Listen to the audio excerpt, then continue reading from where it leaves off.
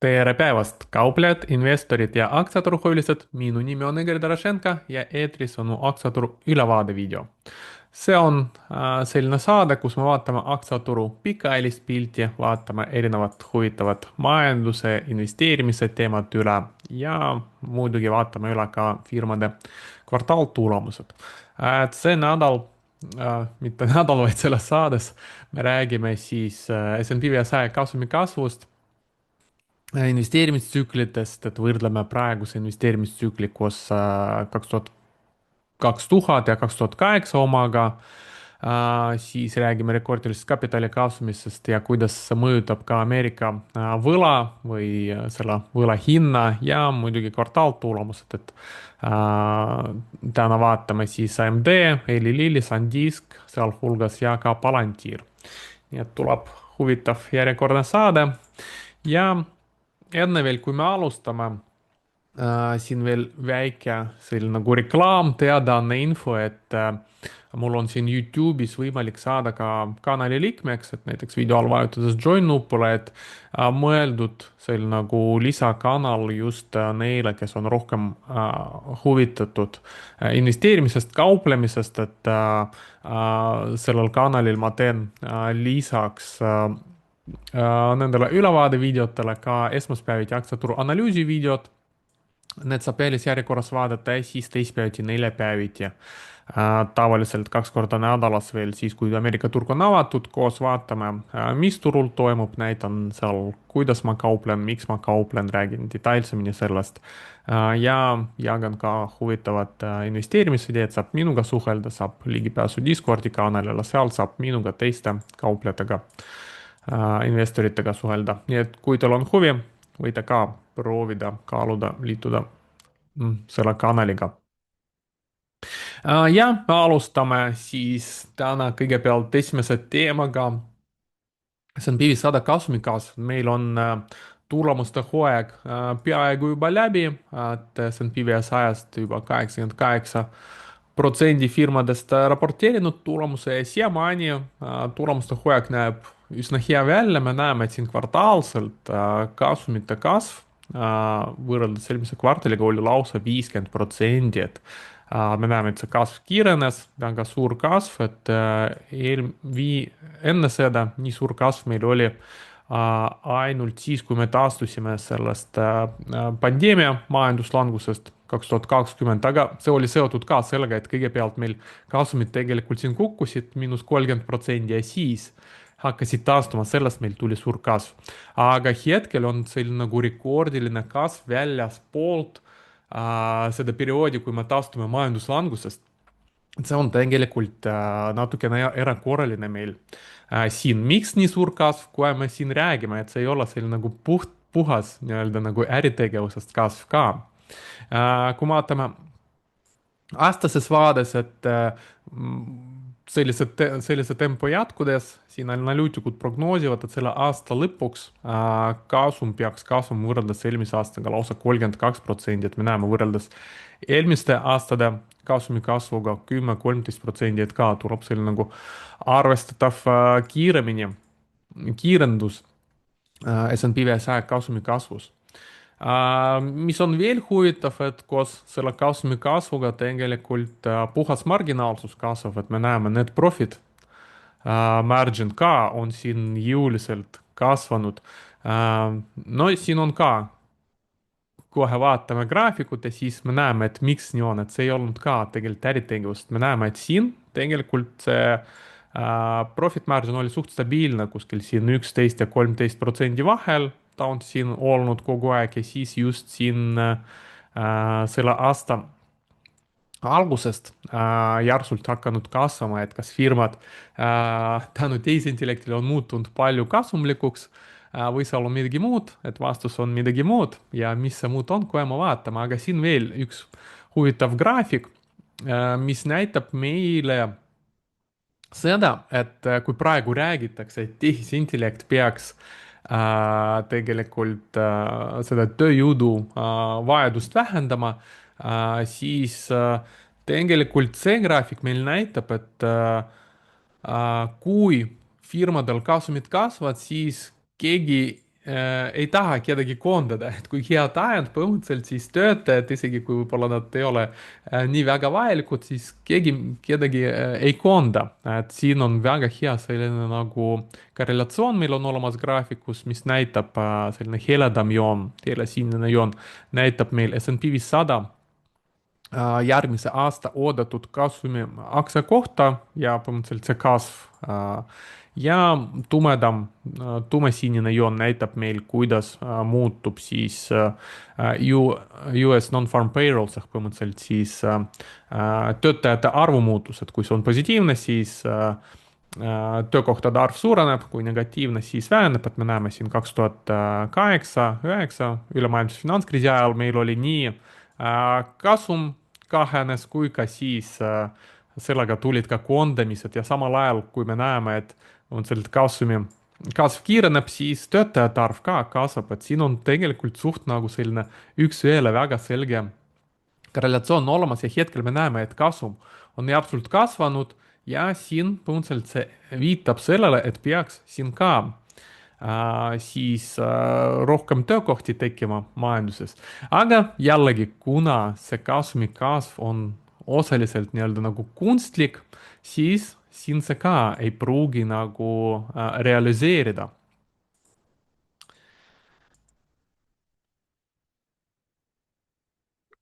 Ja kust selline siis nagu ekstra kasum meil tuleb?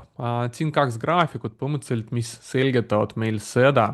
Alustame võib-olla sellest parempoolsest, mis näitab meile näiteks viimasest alfabeti tulemusest, mis oli nende kogu kasum ja siis, kui palju sellest kasumist moodustas nii-öelda nagu other income ehk midagi muud kui äritegevuses tekkinud kasum ja see on põhimõtteliselt ümberhindamised,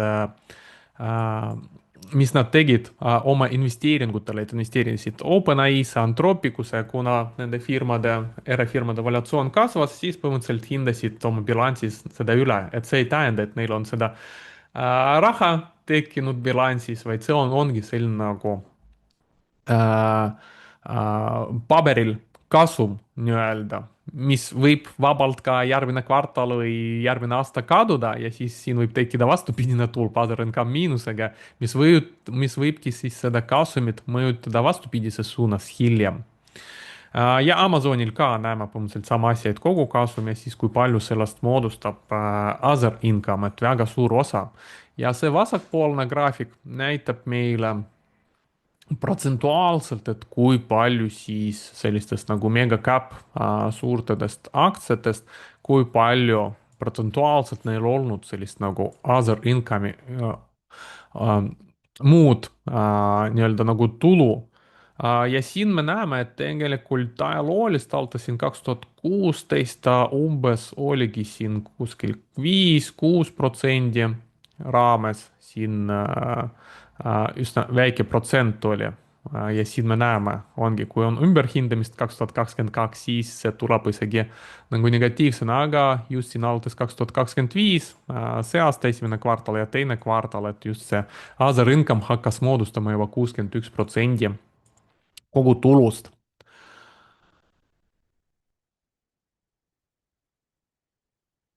Nii, mis veel huvitavat, siis hyperscalerite poolt ka, et tegelikult nende investeeringud, mis nad teevad, tundub, et tasuvad ära, et kui vaadata, kuidas siin Amazoni, Google'i ja Microsofti just seal nagu pilveteenuste käibe on kasvanud, siis me näeme, et siin me hakkame nägema ka kiirendamist, et kui 2024-2025 me näeme siin kuskil kasvasid tempoga 25%, siis alates 2025 kolmandast kvartalist kuskil siin hakkas kiirenemine ja teises kvartalis tegelikult kasvas pilveteenuste käibe 48%.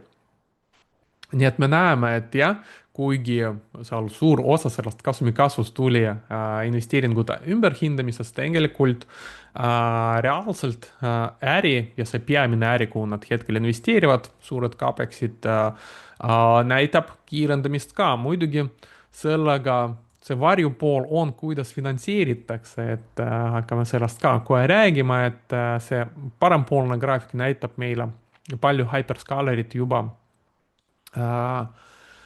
sellist nagu investeerimistasemel võlakirju. IG tähendab investment grade ehk põhimõtteliselt sellise nagu kõrge reitinguga võlakirjad, kindlad võlakirjad. Just Amazon, Google, Microsoft on sellise nagu kõrge krediidireitinguga firmad ja saavad raha kaasata siis madalamate intressimääradega. No muidugi sõltub sellest võla suurusest, et hetkel tegelikult hakkasid juba nende CDS-id kasvama, ma seda ka ühes saates näitasin, et hakatakse juba vaatama, et nad väga palju hakkavad laenama, siin me ka näeme võrreldes ajalooga 2026 selline nagu võlakirjade pakkumine hakkas siin oluliselt suurendama, et siin juba 170 miljardit miljardi dollari eest võlakirjad on väljastatud. Nii et jah, sellega põhimõtteliselt siis finantseeritakse seda kasumi kasvu hetkel ja hetkel see põhimõtteliselt praegu veel toimub.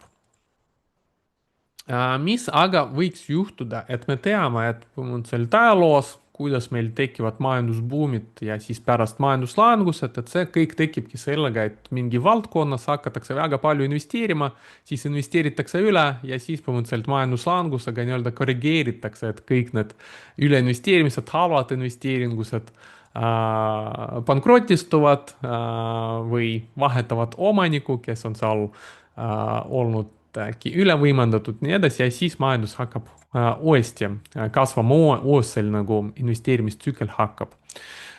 Ja kui me võrdleme hetke sellist nagu hyperscalerite CAPEX-ite investeerimistsükli eelmise investeerimistsüklidega, siis siin Apollo on paar huvitavat graafikut teinud, et esimene näitab meil võrdlus selle 2006-2008 aega enne ülemaailmset finantskriisi. Et ta näitab meile sellist nagu residential investment ehk põhimõtteliselt kui palju investeeriti maja ehitusse, et 2008 meil tekkis just Ameerikas kinnisvarakriis, et seal oli see oli nagu kinnisvarabuum, nagu ka meil Eestis samal ajal tegelikult ja siis investeeriti liiga palju eluaseme ehitusse ja lõpuks see viiski sellise nagu hoopis kinnisvara krahhini seal. Ja siin me näeme, et siin on alates tegelikult 1996 algas selline nagu investeerimine, siin näidatakse just seda nagu investeerimissuurust protsendina SKP-st, et põhimõtteliselt siis, kuna numbriliselt inflatsiooniga numbrid võivad muutuda, siis protsendina SKP-st tundub olevat selline huvitav võrdlusmoment. Me näeme, et residential investment siis oli kogu aeg siin 4,4–4,5% ja siis siin 2001 kuni 2005 hakkas kiiresti kiirenema, et kuni siis 6,6% SKP-st olid investeeringud eluaseme ehitusse ja siis enne kriisi tegelikult me näeme, et see investeerimine hakkas natukene aeglustuma juba 2006 ja siis tekkis meil kriis 2007-2008 ja muidugi siis need investeeringud hakkasid rohkem kahanema. Siin on võrdlus nüüd praeguse perioodiga, et siin võetakse algust 2022, praeguse hyperscalerite CAPEX-ite algust ja me näeme, et tegelikult võrreldes selle eluaseme investeeringutega alguses siin on olnud palju väiksem protsent, 0,8, 0,6 ja alates 2025 me näeme, et hakanud kasvama, nüüd on siin prognooside järgi peaks kuskile 3,1%-ni. Et ka me näeme, et selline nagu investeerimistsükkel võtab hoogu sisse, samas ta on hetkel näiteks võrreldes selle kinnisvara investeeringutega, hetkel see suurus protsendina SKP-st on natukene väiksem. Siis allpool meil on sarnane võrdlus, aga siis võrreldakse telekomide CAPEX-i aastal 2000, et siis investeeriti väga palju interneti, arengusse internetivõrku ja toona me näeme, et siin tegelikult siin alguses investeeringute suurus on olnud suht sarnane praeguse tsükliga, me näeme 0,8 oli siis broadcasting telekom CapEx ja siis 0,6% oli 2022 hyperscalerite CapEx. Telekomi tooma oli siis 95 ja siis esimesed siin aastad suht sarnane ja siis 99, 2000 tegelikult tol ajal investeeringud ei kasvanud isegi nii palju, kuigi mul oli tugev aga me näeme, et protsendina SKP-st siin tipnes 1,2 juures. Kinnisvaramuli ajal 6,6% oli investeerimine majaehitusse SKP-st. Ja tegelikult hetkel me näeme, investeerimistsükkel on palju suurem kui see, mis oli meil aastal 2000 dotcomi mulje ajal, kui niimoodi võrrelda. Ja siin on üldine prognoos, et põhimõtteliselt seesama graafik, siin on välja toodud ainult hetke investeerimistsükkel. Me näeme, et tsükkel hakkas hoogu võtma ja hetkel siis ennustatakse, et see jätkub meil veel siin veel 2027, 28, 29 ja umbes siis järgmistel aastatel säilib see CapEx tasemel natukene üle 3% SKP-st.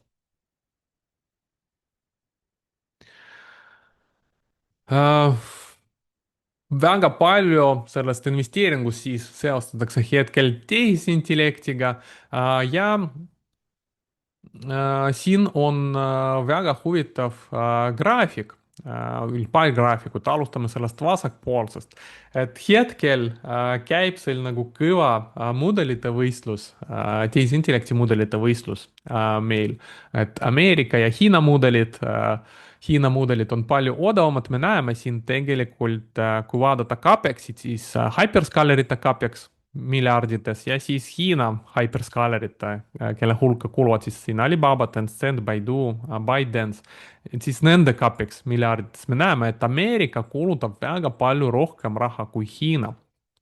Ja kui palju see CapEx on siis operatsioonilisest rahavoost, me näeme, et siis siin prognooside järgi tegelikult Ameerikas hakatakse isegi CapExile rohkem kulutama, kui raha tegelikult sisse tuleb, et selleks võlga ongi vaja võtta. Hiinas on olukord palju stabiilsem selles mõttes, et neil jääb isegi raha üle, et nad kogu raha investeerivad. Samas, kui me vaatame nagu tulemused, et me teame, et Hiina mudelid tegelikult suht samal tasemel juba hakkavad tulemused näitama nagu ka kõrge hinnaga näiteks Alantropic, OpenAI mudelid. Aga tegelikult, kes lõpuks võidab sellest nagu seda mudelite konkurentsi võidab ja siin päris huvitav võrdlus on tekitatud ka dotcomi muljeajaga juunis 1998, et kui hakkas ka arenema seal nagu internetis otsing, siis meil oli väga palju erinevaid selliseid nagu otsingumootorid ja kõige populaarsem olid siin AltaVista, ma isegi mäletan seda, Lycos ja Yahoo. Ja kes neist võitis? Tegelikult võitis see, keda siin pildil üldse ei ole, et Google hiljem tuli ja võitis seda turgu endale. Nii et ka hetkel võib-olla meil, et siin võistlevad need tehisintellekti mudelid ja siis hoopis leiutatakse midagi muud, keegi leiutab või kuidagi leiab viisi, kuidas need mudelid veidi efektiivsemaks teha ja järsult võib siis turu võita. Nii et see on väga huvitav hetkel jälgida seda nagu konkurentsi ja siis tegelikult noh, kui investeerida sinna, siis hetkel vist on veel liiga vara öelda, et kes lõpuks on nagu võitja. Aga jah, huvitav areng ja huvitav on ka see, et tegelikult vaadates sellist nagu Hiina ja Ameerika kuulutused tundub olevat, et hiinakad, nagu öeldakse, suht hästi oskavad kopeerida ja teevad seda väga kuluefektiivselt. Nii, lähme edasi, hakkame rääkima siis rekordilisest sellist nagu pakkumisest, aktsiate pakkumisest, mis turul hetkel aset leiab, et oleme ka sellest natukene juba rääkinud varasemates saadetes, et kust selline nagu aktsiate suur pakkumine turult tuleb, noh, kõigepealt Hyperscalerid, kes hetkel vajavad palju raha oma CAPEX-i investeerimiseks, me näeme, et aastast 2017 tegelikult neil olid väga suured buyback'id, et nad tegelikult kogu aeg ostsid aktsiad tagasi ja sellega põhimõtteliselt tagastasid investoritele raha. nüüd see aasta neil tuleb aktsiate lahjendamine ehk põhimõtteliselt nad otsivad juba investoritelt raha, et siin 147 miljardi eest oma aktsiat müüa. ja põhimõtteliselt see raha siis investoritelt läheb siia, siis lisaks, kui me vaatame siin Russell 3000, et 3000 suurimat ettevõtted Ameerikas, palju siis aastaselt protsendina väljastatakse uusi aktsiaid nii IPO näol kui ka siis järgnevatel aktsiapakkumistel või läbi SPAC ja nii edasi, et põhimõtteliselt raha, mis aktsiaturu kaudu tahab investoritelt või sellist nagu investeeringud, mis tahavad aktsiaturu kaudu investoritelt raha kaasada. ja siin me näeme, et põhimõtteliselt siin protsendina kogu sellest indeksi kapitalisatsioonist siis hetkel see on viimastel aastatel ka hakanud kasvama. võrreldes eelmise aastaga me näeme protsentuaalselt, see ei ole nii suur, aga kui vaadata rahaliselt, siis indeks praegu on juba kõrgemal tasemel, siis absoluutväärtuses siin võib olla ka selline nagu rekordnõudlus investorite raha järgi.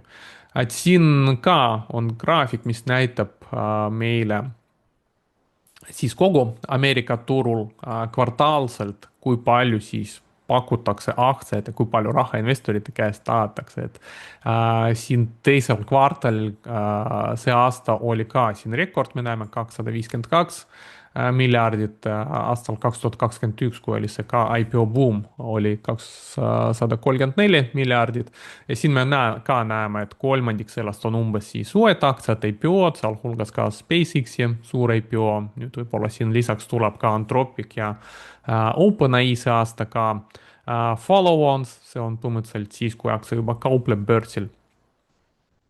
lisaks aktsiad konvertide kaudu samamoodi, siis SPAC-id siin ka väike osa.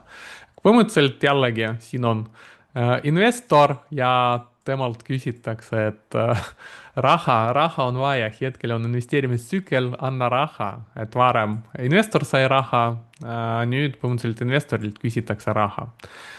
ja siin veel üks huvitav graafik, mis näitab meil seda kontsentreeritust ka, et kolm suurimat nii-öelda rahaküsijat, kui palju protsentuaalselt siis kogu sellest raha kaasamisest nad võtavad, et 48%, et viimane nii suur oli 2008, 27% oli, aga hetkel jah, siis põhimõtteliselt kolm firmat, enamik peaaegu pool sellest raha kaasamisest võtavad endale, noh, kes on need kolm suured, on Alphabet, suht suure aktsia kaasamise tegija, SpaceX näiteks oli suur IPO ja nii edasi. põhimõtteliselt miks ma näitasin seda investorit, vaest investorit, kellele keegi ei taha hetkel raha anda, kõik tahavad tema käest küsida, siin veel üks selline nagu suur rahaküsija nimega Uncle Sam ehk Ameerika valitsus. ja Ameerika valitsusel on oma rekord, oli püstitatud eelmine nädal, et Ameerika võlg jõudis tasemeni 40 triljoni. põhimõtteliselt uus rekordtase, kasvab tempoga 61 miljardit ühes päevas, et põhimõtteliselt just nagu ulmelised numbrid, kui niimoodi nagu mõelda. ja kõik te mäletate võib-olla siis, kui Trump tegi oma valimiskampaaniat, siis lubas, et võlga vähendame, hakkame vähem kulutama ja nii edasi, mis aga reaalselt juhtunud, noh, me siin näeme, et numbrid ei valeta. ja tegelikult eks me teame need poliitilised mängud reaalselt, mis toimub, et kui vaadata jällegi graafikut, M2, palju põhimõtteliselt siis raha on, näitab meil, kui palju raha prinditakse nii-öelda, et sõltumata sellest, et kas on vabariiklane või demokraat president, põhimõtteliselt me näeme, iga presidendiga rahamass aina kasvab ja Ameerika võlg Iga presidendi ametiajal me näeme ka, põhimõtteliselt kasvab vahet pole, kes on president, aga tundub, et tendents Ameerikas on suht selge, et kulutatakse aina raha rohkem, prinditakse aina rohkem raha, võlg on aina suurem ja see põhimõtteliselt siis tekitab pikas perspektiivis ikkagi sellist nagu inflatsiooni ja üks põhjus, miks tasubki uurida sellist näiteks aktsiaturu, võlakirjaturu, et need on sellised nagu kohad, mis aitavad oma varad raha siis nii-öelda inflatsiooni eest kaitsta. Selle graafiku järgi me näeme, et inflatsioon meil kunagi ei lõpe. Ja siin graafik näitab meile, palju siis Ameerika valitsus punase joonega kulutab, palju on, ta saab siis selle sinise joonaga, palju nad saavad maksude näol tulud, ehk põhimõtteliselt tulud ja kulud. No tavaline äri oleks juba ammu pankrotis, kui kogu aeg kulusid oleksid nii palju suuremad kui tulusid, aga Ameerika valitsus saab ise oma raha printida ja me näeme, et selline olukord nagu noh, siin üsna pikalt juba kestab, aga sellega jah, kogu aeg siis võlg kasvab. Eelmise perioodiga me näeme, et siin kulutused veelgi tõusnud, kuigi tulud veelgi langesid.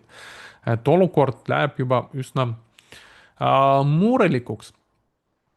Ja mis on veel huvitav, et siis me rääkisime nüüd sellest investorist, kellelt hetkel siis tahavad raha hyperscalerit oma ai CapExi finantseerimiseks.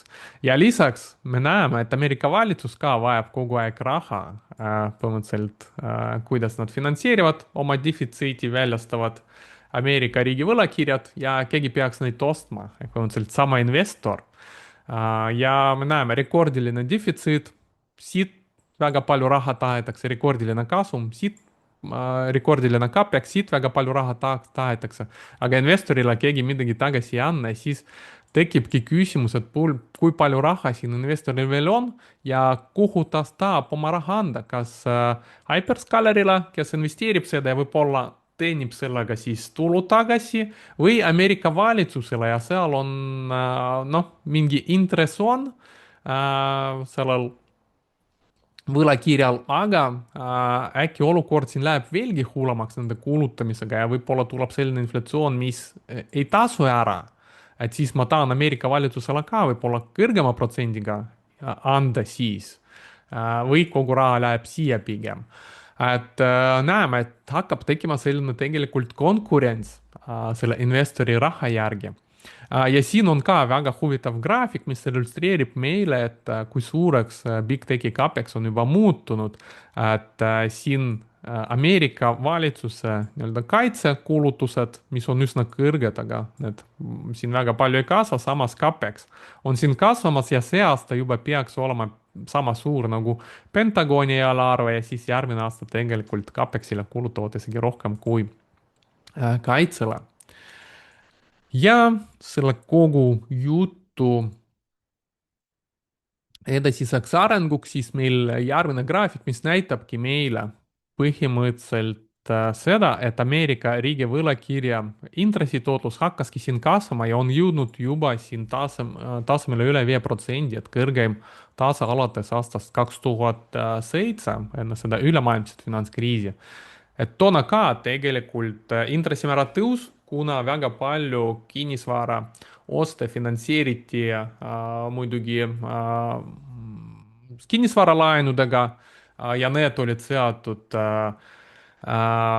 intressimääraga, ujuva intressimääraga, seal olid ka mingid eksootilised hüpoteeklaenud tol ajal, et esimesed 6 kuud ei maksa ja siis pärast järsku hakkab tekkima mingi suur laenumakse, paljud laenuvõtjad sellest ei saanud aru. aga see selleks, et põhimõtteliselt toona intressimäär on tõusnud liiga kõrgeks, et enam uusi laene oli raskem võtta, vanadel hakkasid uued intressimäärad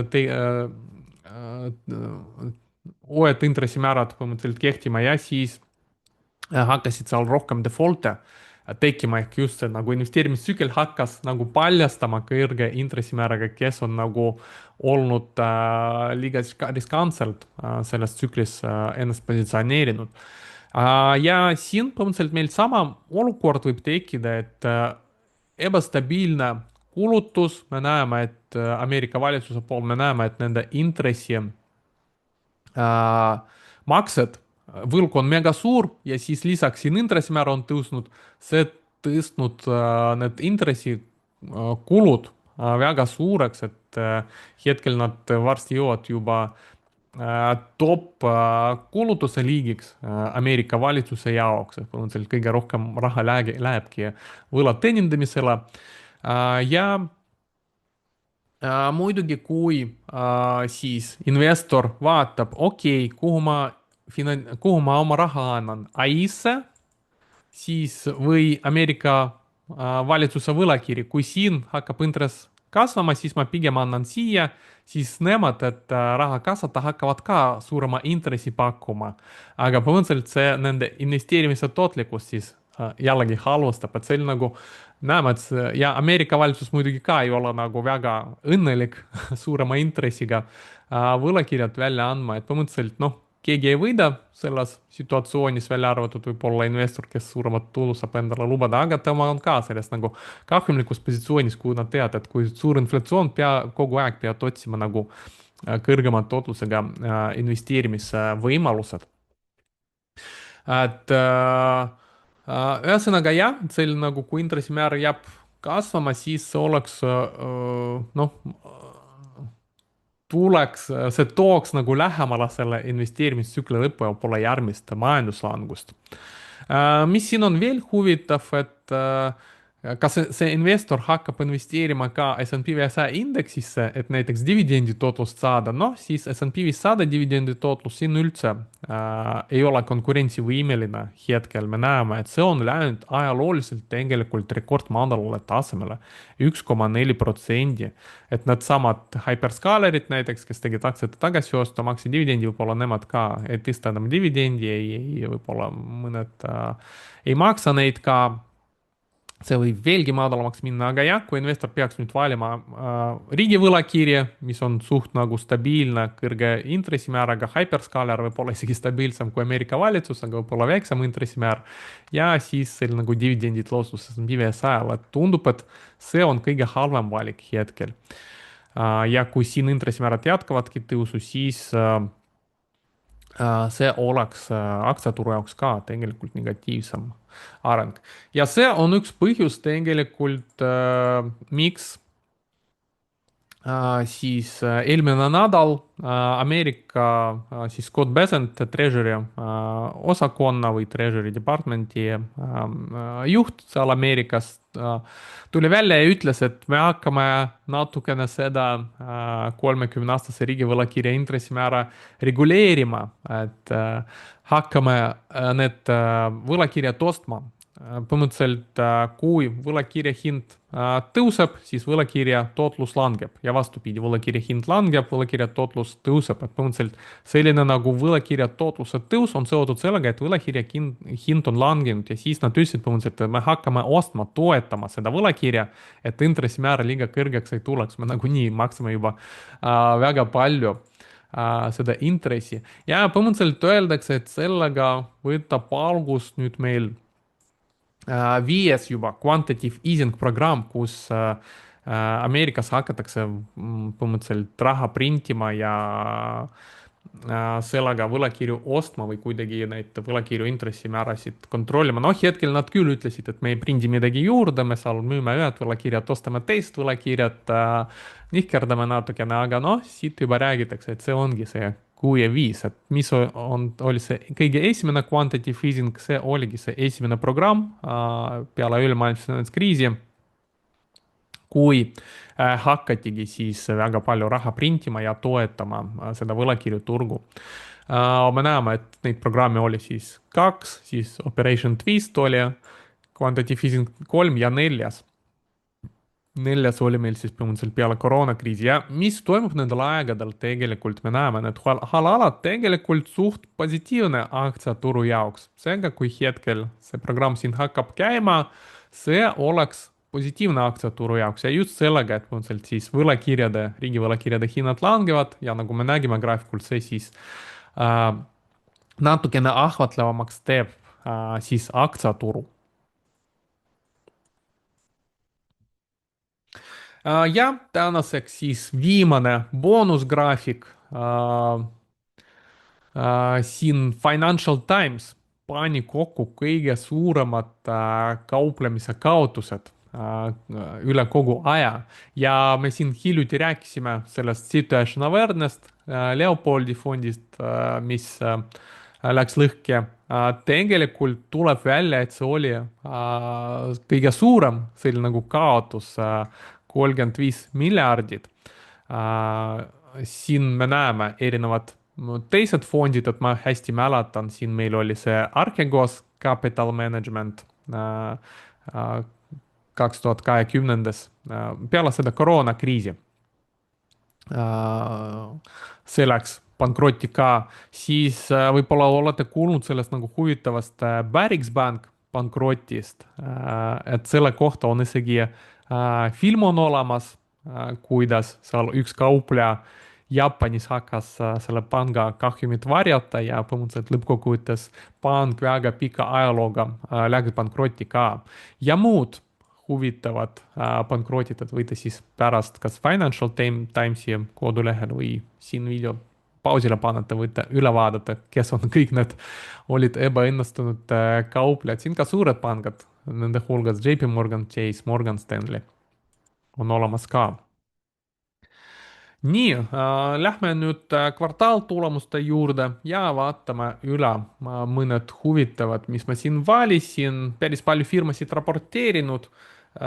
Ma tegin eelmine saade, kus oli rohkem kvartaaltulemusi, aga kuna seal väga palju likeid ei tulnud, siis ma mõtlesin, et võib-olla see ei ole nii huvitav ja siis pigem valin mõned sellised, mis kindlasti kõigile huvit pakuvad ja vaatame need üle. Alustame Spotify'st.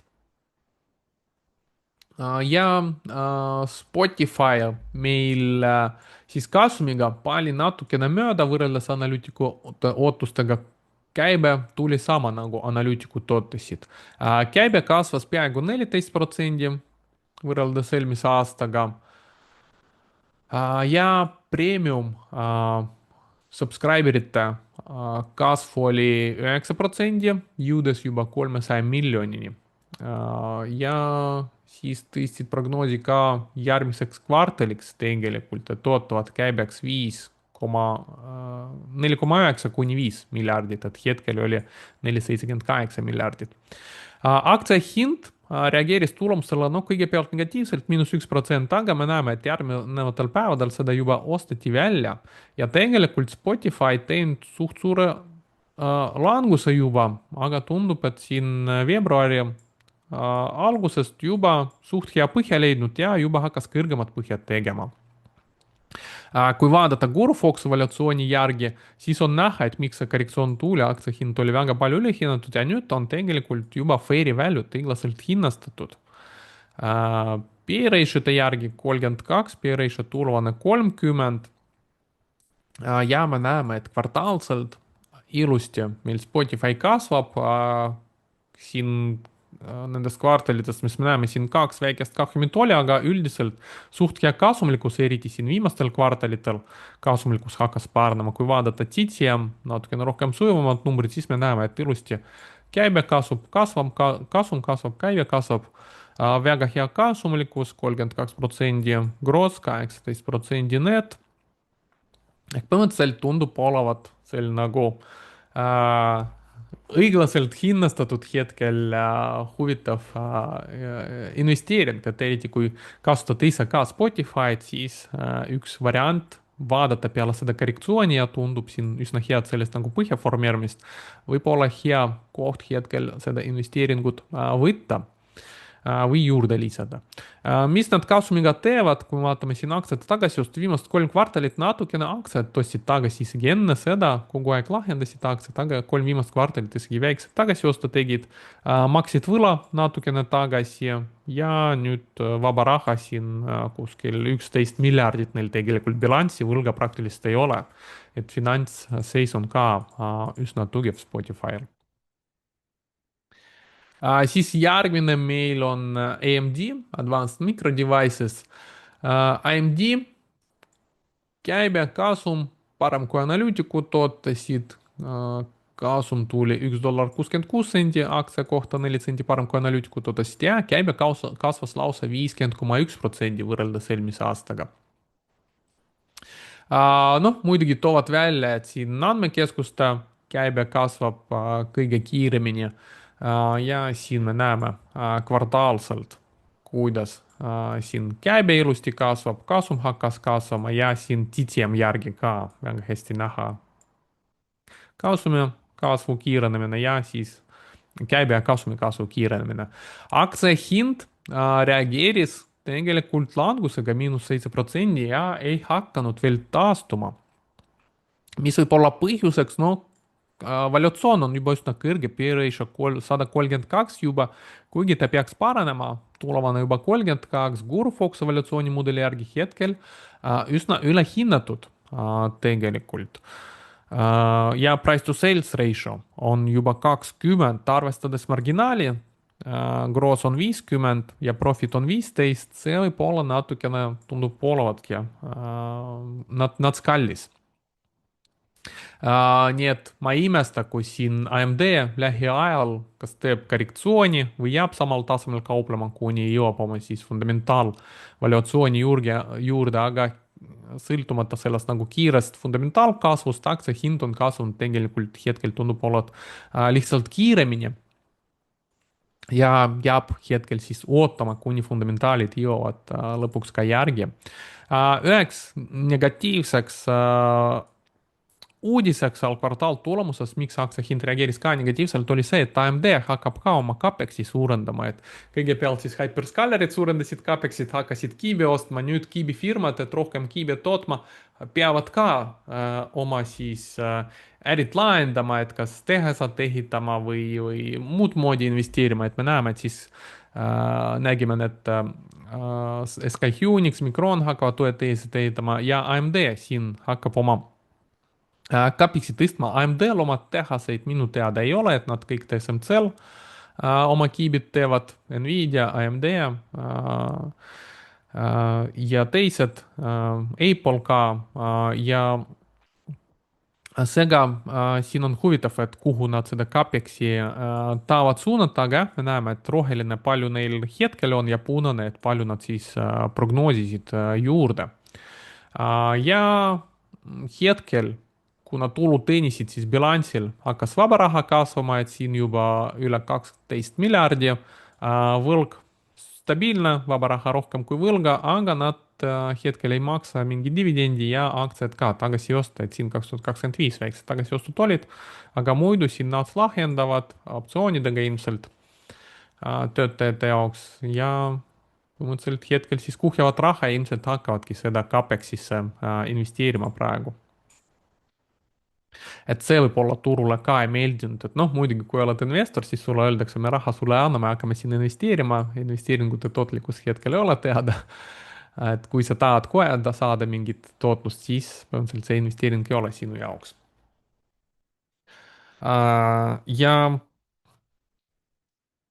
järgmine tulemus, mis me vaatame, on Eli Lilly, tuntud siis kaalu langetamist ravimitootja, et kaks peamist ravimit, tal hetkel on see Mounjaro ja Zepbound. Ja siin pildil ma tõin välja, et uus, mis peaks ka tulema, põhimõtteliselt Foundayo, see on siis kaalu langetamise tablett, et kui praegust ravimit peaks nagu süstima, ei ole võib-olla mugav kõigi jaoks, siis tabletiga asi läheb veelgi lihtsamaks. Ja need kaalu langetamisravimid on suht populaarsed, seda me näeme Eli Lilly tulemuste näol. Kasum oli parem kui analüütikud ootasid, lausa $2.37 parem, tuli 8.38, käibe kasvas 47,7% võrreldes eelmise aastaga, peaaegu 23 miljardit. Mounjaro ravimi käibe kasvas lausa 91% ja Zepboundi 44%. Suht head tulemused, aktsia hind siin ka reageeris +2% tõusuga, ta on juba enne tulemust siin palju tõusnud ja peale tulemust ka jäi edasi liikuma kõrgemale. Kvartaalselt me näeme väga hea käibekasv, kasum moodustab suure osa kasumist ehk väga hea marginaalsus, me näeme siin gross margin 83 ja net on 33. Väga hea marginaalsus. TTM, trailing 12 months käibe kasvab, kasum kasvab, kõik on siin väga ilus. Price to earnings 42, tuluanne 26 ja siin price to sales on 14, aga vaadake, mis marginaalid siin on, et kui näiteks võrrelda AMD-ga, jällegi seal on price to sales kõrgem, aga marginaalid madalamad. Siin Elilili võrreldes AMD-ga näiteks on palju odavam selle järgi ja siin ka Gurfox evaluatsiooni järgi tegelikult me ka näeme hetkel modestly undervalued isegi, et oluliselt osal natukene allahinnatud lihtsas keeles siis. Jah, ka üsna huvitav selline investeerimisidee, tundub, et neil läheb palju paremini kui Novo Nordiskil, vähemalt vaadates aktsiahinna arengut.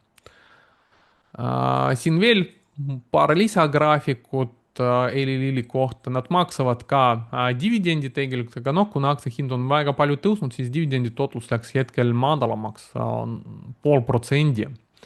Varem oli isegi siin 2,4% juures.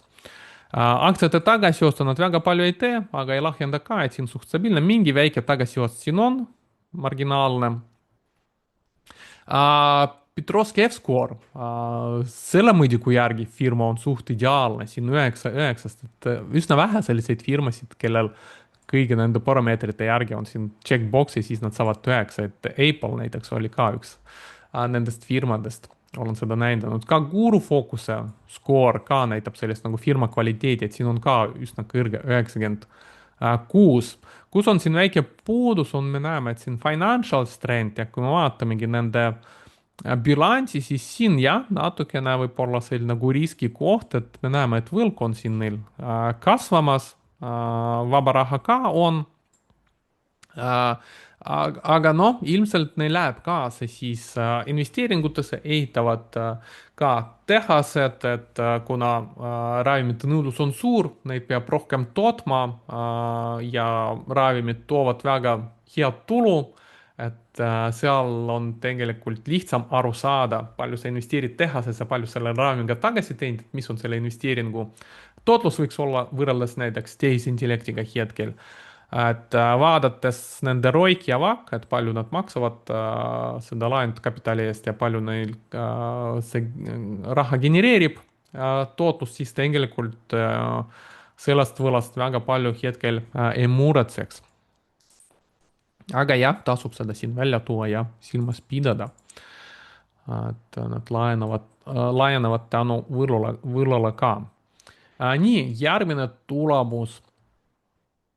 SanDisk, mälutootja ja peamine mälu, mis ta toodab, on selline nagu NAND tüüpi mälu. SanDisk tulemused olid suht okei, et käibekasum olid parem kui analüütikud ootasid, kus oli selline nagu nõrk koht, turu jaoks oli prognoos esimeseks kvartaliks, et nad andsid prognoosiks 10,3 kuni 10,8 miljardit, analüütikud ootasid 10, isegi 82, nats rohkem. Et selline nagu aktsia, mis on väga palju tõusnud, kus oli kõrge käibekasumi kasvutempo, siis seal tihti oodatakse just, et selline kasv jätkub ja kui antakse prognoosi, mis on isegi vastab analüütikute otsustele isegi natukene nõrgem, siis aktsia hind kohe reageerib negatiivselt, et siin peale tulemust ta on langenudki seetõttu siin -7%, kuigi järgnevatel päevadel isegi hakkas uuesti taastuma. Tulemused ise olid üsna okei, et käibe kasvas lausa 371% võrreldes eelmise aastaga. Ja muidugi siin jällegi see andmekeskuste kasv on olnud kõige suurem 437% ja põhimõtteliselt said hinda tõsta. Et sellega tuli ka suurem käibe, et me näeme, ma just mainisin seda NAND mälud ja siin on nende mälude hinnad.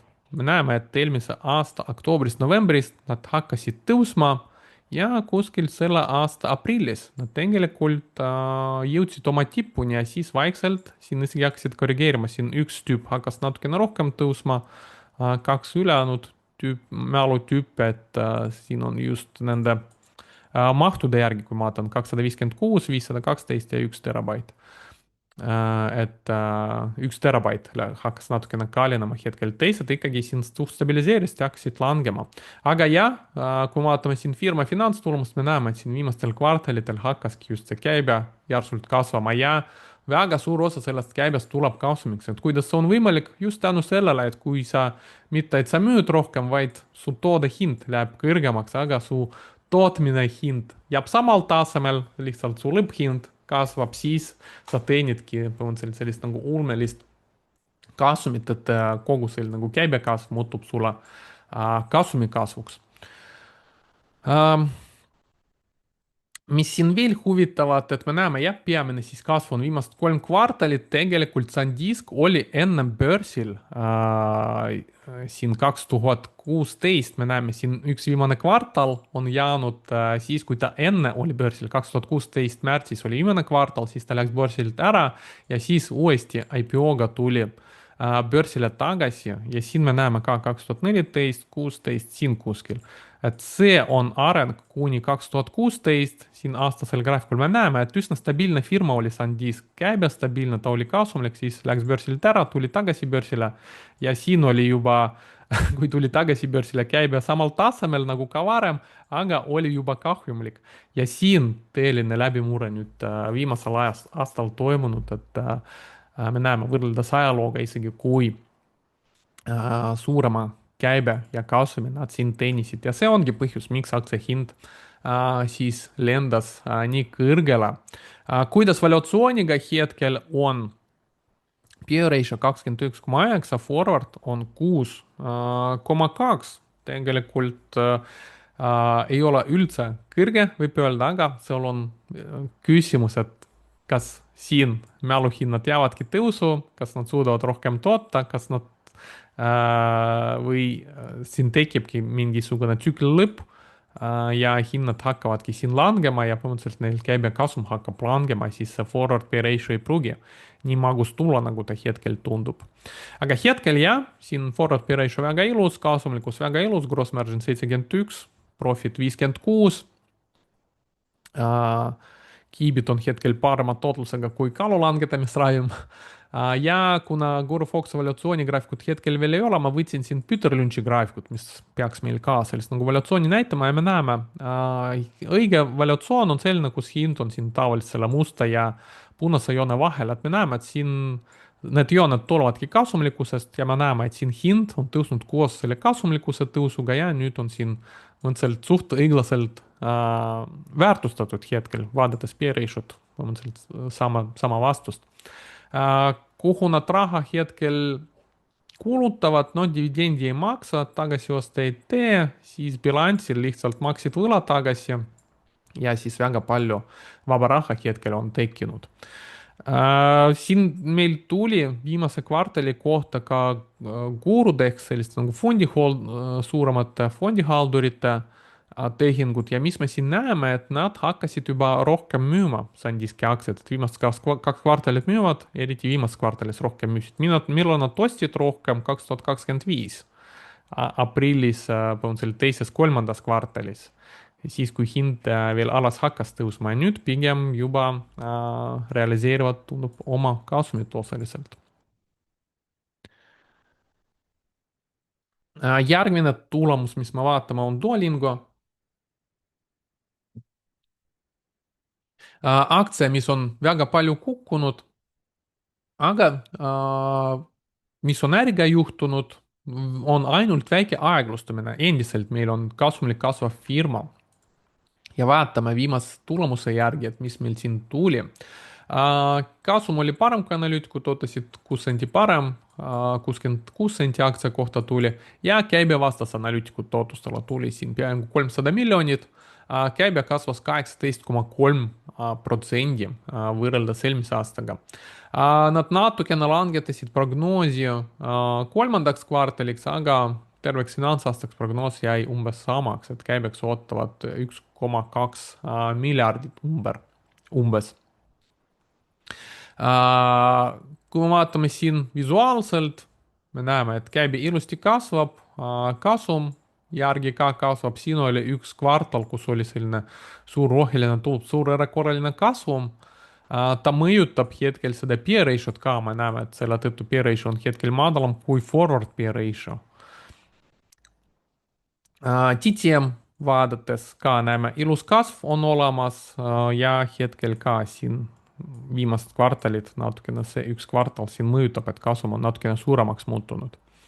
Aktsia hind reageeris tulemustele kõigepealt negatiivselt, -9%, aga pärast osteti hinna välja ja siis ta hakkas ka kõrgemale liikuma. Siit ka me näeme sellest veebruari-aprilli põhjast tegelikult hind vaikselt juba kõrgemale liigub, kui siin põhja ta leidnud $100 juures, siis hetkel on juba umbes 50% hind on tõusnud. Tipus hind on olnud siin $550 juures, et siin me näeme pikaajalisemal graafikul, kui suure korrektsiooni hind on teinud ja võrreldes Gurufox evaluatsioonimudeliga hetkel väga palju alla hinnatud.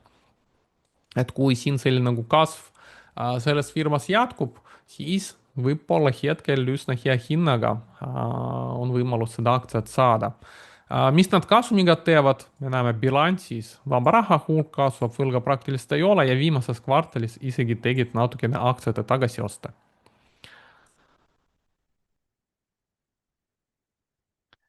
Veel üks sarnase profiiliga firma tarkvarasektorist, mille aktsiahind on siin palju langenud, ta oli siin $400 juures ja hetkel põhimõtteliselt alla $100, $90.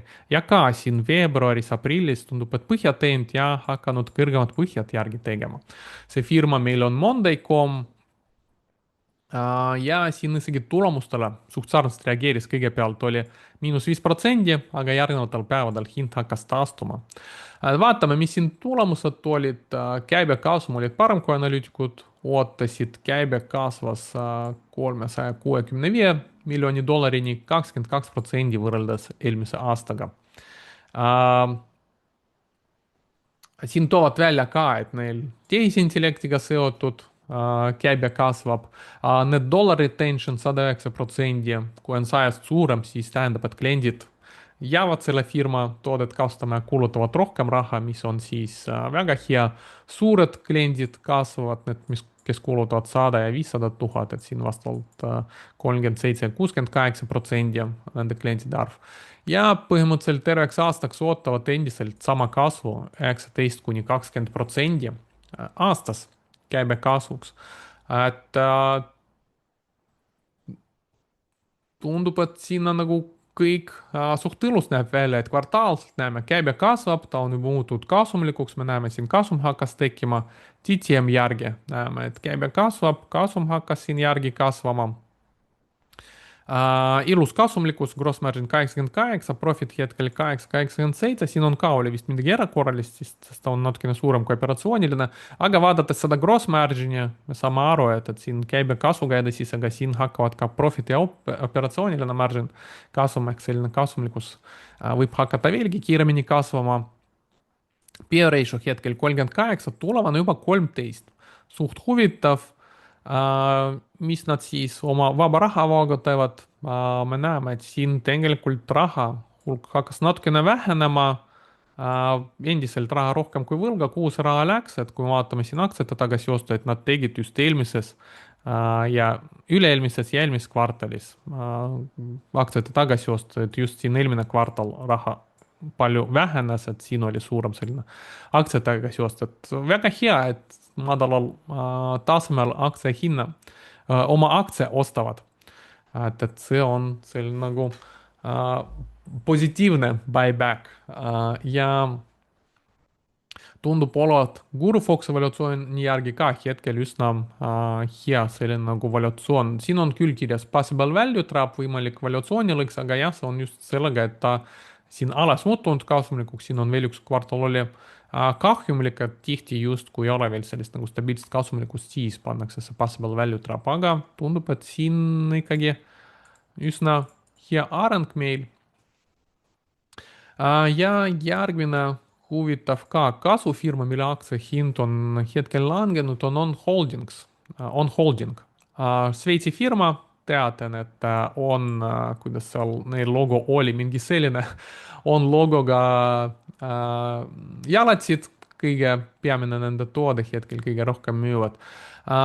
Jälgin ka seda firmat, tundub olevat suht huvitav, hetkel hinnalangus pole veel peatunud, aga ma juba jälgin siin, millal aktsia hind hakkab põhja tegema, et siis potentsiaalselt need jalatsid võivad olla hea investeering. Hetkel tulemus oli nats halvem, kui analüütikud ootasid. Siin kaasumakse kohta oli enam-vähem sama, nagu analüütikud ootasid, aga käibekasvus 13,5% ja oli nats väiksem, kui analüütikud ootasid. Et siin Šveitsi frankides 850 miljoni, nad raporteerisid, analüütikud ootasid 878. Ja üldiselt ootavad kuskil siin 20% juures selle aasta käibekasvuks ehk põhimõtteliselt peaks natukene kiirenema võrreldes selle kvartali 13% kasvuga. Aktsia hind reageeris küll väga negatiivselt, -20% ja tegi siis võrreldes siin märtsi-aprilli põhjadega uue põhja, ehk siin see on meile märk, et aktsia hind ei ole veel põhja leidnud. Guru Fox evaluatsiooni järgi juba väga ahvatlev, oluliselt allahinnatud. Peer ratio'de järgi ka 20, tulevane 14. Väga huvitav valuatsioon, me vaatame siin graafiliselt, käibe kasvab, juba kasumlik, kasum kasvab, et siin oli mingi 2 kvartalit sellist juhuslikku tundub kahjumiga. Ja TTM, ilus kasv, käibe, kasum, marginaalsus suht hea, 64 gross margin, 12 net margin. Et kõik tundub olevat selle nagu huvitav ja mis veelgi huvitavam, et kui me vaatame siin lisagraafikut, et mis nad rahaga hetkel teevad, me näeme bilansil, põhimõtteliselt hetkel raha hulk kasvab, võlga viimased kvartalid ei ole juurde võtnud, aktsiad tagasi osta, dividendi hetkel ei maksa, noh, kuna nad kiiresti arenevad, ilmselt investeerivad veel enda arengusse. Siin tegelikult firma on ka väga kvaliteetne juba, Petrovski F-score 8 meil, et 9 on ideaalne, et siin üks ainult high asset turnover on puudu. Aga üldiselt see on juba kvaliteedimärk minu jaoks ka.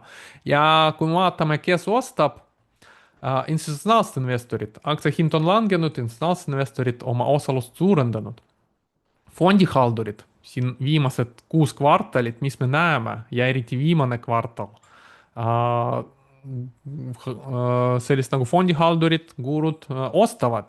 Ja kui vaatame insiderite tehingut mais ja augustis, me näeme, et siin 2,2 miljoni, 3 insiderit ostsid siin 2 miljoni eest, tundub, et neil on 2 miljonit selline nagu standardne ostlemine, et siin executive officer 2 korda ostnud 2 miljoni eest, siis executive officer koos SEO 2 korda ostnud ka 2 miljoni eest ja siin veel üks. Põhimõtteliselt 3 inimest on siin päris mitu miljoni pannud enda firmasse, et põhimõtteliselt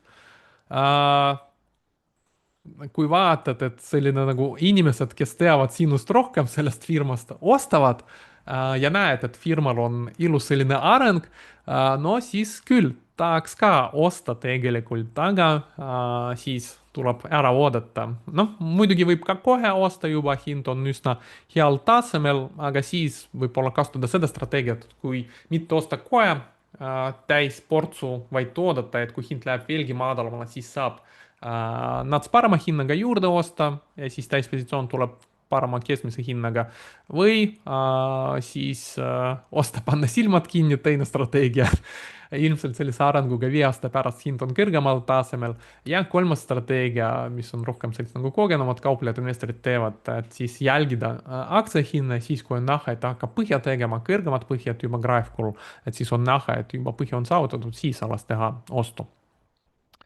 Et aga jah, igaüks ise teeb oma siis valiku, kuidas mugavam, parem on ja kas üldse sellesse firmasse investeerida või mitte.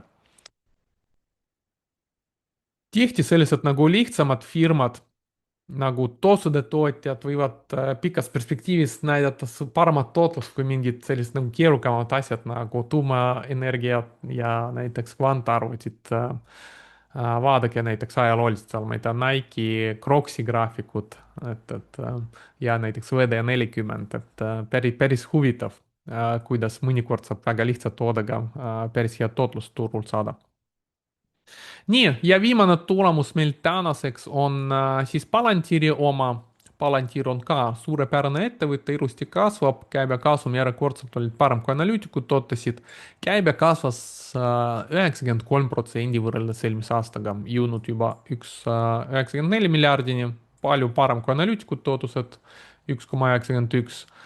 tõstsid prognoosi kolmandaks kvartaliks, terveks finantsaastaks, jällegi ka palju parem prognoos nüüd kui analüütikute ootused. Ja jällegi toovad välja siin ka, et põhimõtteliselt kõik hetkel midagi tehisintellekti kohta oma tulemustes ütlevad, aga siin kuskil oli ka kirjas, et ütlesid, et Palantir on ainuke firma, mis näitab, et oskab põhimõtteliselt transformeerida need tokeni kulutused reaalseks majandusväärtuseks. Mis iganes see tähendab, aga ütlevad, et põhimõtteliselt siis nende toode oskab tehisintellekti hästi kasutada ja sellest tulu teenida. Aktsia hind reageeris väga positiivselt, ta on olnud siin ka pikas sellises nagu konsolidatsioonis, väikse nagu allapoole nurgaga ja siis peale tulemust aktsia hind reageeris väga positiivselt, pluss 30% käpas ja siis jätkas ka järgmistel päevadel tegelikult kõrgemale liikumist. Kvartaalselt, kui me vaatame, väga ilus areng, käibe kasvab, väga suur osa käibest tuleb kasumiks, ehk põhimõtteliselt kasumlikkus väga hea, kasum väga ilusti kasvab. ja TTM trailing 12 months siin samamoodi. ilus kasv mõlemas meetrikus, kasumlikkus 84 gross, 49 net margin ja price to earnings 153, tulumaks 78, price to sales ratio 70. no sellise kasvuga peaaegu 100% aastas võib olla natukene on isegi okei sellised näitajad omada. Kui me vaatame siin Gurfox evolutsiooni järgi, tegelikult me näeme, et Palantir kõigepealt muutus väga ülehinnatuks, siis selle korrektsiooniga siin kohas ta juba oli natukene alahinnatud isegi, et Gurfoxi järgi siin oli tegelikult päris hea ostukoht. nüüd selle tõusuga ta on muutunud jälle fair'i value'd, õiglane valuatsioon hetkel. nii et siin, kui usute, et Palantir jätkab sama langust, siis siin tasub peale seda tulemust lihtsalt ära oodata, millal tuleb korrektsioon libisevate keskmiste juurde järgmine kõrgem põhi, see võib olla nii kauplejatele kui ka investoritele päris hea selline sisenemiskoht. mis nad rahaga hetkel teevad, dividendi ei maksa, aktsiate tagasi osta ei tee, siin väike lahjendamine toimub ja lihtsalt koguvad seda raha hetkel bilansil, et ka siin juba kuskil 9 miljardit neil bilansil, võlga ei ole ja mingi hetk peaks midagi sellega tegema, aktsiate tagasiostud, investeerida, osta teised firmad üle või maksta dividendi. varsti investorid hakkavad küsima, milleks teil nii palju raha on. okei, see on kõik minu poolt. loodetavasti oli huvitav saade, kui teile meeldis, siis ärge unustage like'i ja kommentaari jätta, kui tahate midagi küsida, midagi kommenteerida. et olen alati teile tänulik nii like'ide kui ka kommentaaride eest ja siin lõpetuseks veel väike teadaanne, et siin paari nädala pärast juba 7., 8., 9. septembril meil koostöös Äripäeva Akadeemiaga toimub järgmine aktsiakauplemismeistriklass koolitus, selle aasta viimane tegelikult. ja selline koolitus, kus ma räägin sellest, kuidas üles ehitada pikas perspektiivis kasumlikku kauplemissüsteemi, mis protsessid etapid seal peaks olema, ehk põhimõtteliselt jagan sellist nagu vundamenti enda kauplemissüsteemi protsesside näitel, mida saate kohe kasutusele võtta ja selle põhjal edasi areneda. see aitab siis pikas perspektiivis kauplemises kasumlikult tegutseda ja võib-olla kui olete ka investor, et siin viimasel koolitusel ka käis üks inimene, kes ütles, et ta on pigem nagu investor, aga ka tema mainis siis koolituse lõppedes, et sai väga palju huvitavaid mõtteid, kuidas ka investeerimisprotsessi üles ehitada. nii et selle pilguga ka võib seda koolitust vaadata. Okei, soovin teile ilusat päeva jätku ja kohtume järgmises videos, kõike head!